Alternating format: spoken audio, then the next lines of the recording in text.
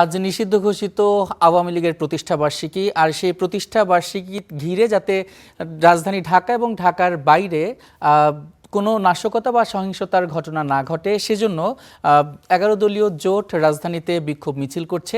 সে খবর জানাতে আমাদের সঙ্গে যুক্ত হচ্ছেন আমাদের সহকর্মী নাজমুল। মিছিল আসলে 11 দলীয় জোট করছে, সেই মিছিলে তারা কি স্লোগান দিচ্ছে, কি জানান দিচ্ছে এবং আইন শৃঙ্খলা পরিস্থিতির কেমনটা জোরদার করা হচ্ছে সে বিষয়ে জানাবেন।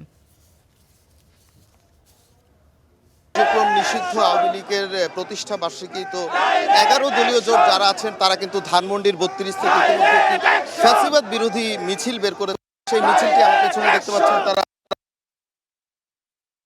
ফ্যাসিস্ট কর্তৃক আসলে সংগঠিত গণহত্যার বিচারের দাবিতে তাদের এই বিক্ষোভ মিছিল, এবং তারা এই বিক্ষোভ মিছিলটিকে বলছেন বিক্ষোভ মিছিল। অর্থাৎ তাদের সাথে আমরা কিছুক্ষণ আগে কথা বলার চেষ্টা করছিলাম। এখানকার নেতা কর্মী যারা আছেন তারা বলছিলেন যেহেতু একটি গণভোটের মাধ্যমে দীর্ঘদিন কায়েম করা আওয়ামী লীগের ছিলেন যে পতন হওয়ার পর এখন যেহেতু তাদের কার্যক্রম নিষিদ্ধ, তারা আবার সংগঠিত হওয়ার চেষ্টা করছে, তারা মাঠে নামার চেষ্টা করছে এবং তাদের আসলে একটি ঠিকানা যদি বলা হয় তাহলে সেটি হচ্ছে ধানমন্ডি 32। সেই 32 থেকেই আসলে জামাতের এই 11 দলীয় জোট আসলে মূলত এটা জামাতের পক্ষ থেকে, জামাতের ঢাকা মহানগরী ধানমন্ডি জোনের যে থানা রয়েছে সেখান থেকে তারা এই মিছিলটি বের করেছে এবং তারা ধানমন্ডি 32-এর বাড়ির সামনে থেকে এই মিছিলটি আসলে স্লোগান দিতে দিতে তারা সামনের যে প্রধান সড়কটি আছে সেটি তারা ছাড়া একটু যদি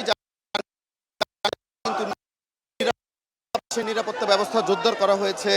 অর্থাৎ বর্তমানে সরকারের পক্ষ থেকে আগেই সশস্ত্র বাহিনী শাখার পক্ষ থেকে তা চিঠি পাঠানো, আমরা জানি যে সেনাবাহিনীর কাছেও চিঠি পাঠানো হয়েছিল দেশে যাতে সার্বিক নিরাপত্তা।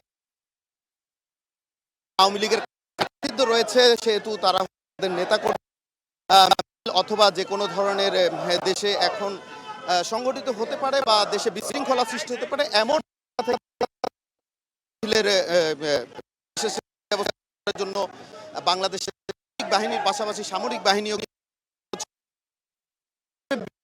কথা যদি বলতে চাই, এই যে 11 দলীয় জোট বলি, বাংলাদেশ জামাতে ইসলাম বলি, তারও একটি মিছিল বের করেছে আমরা দেখতে পাচ্ছি। সেই মিছিলটি হচ্ছে ধানমন্ডি 32 প্রধান যে সড়ক প্রদক্ষিণ করছে, ধানমন্ডি 32-এর দিকে যে বাড়ি সেই বাড়িতে যাওয়ার চেষ্টা করছে। তো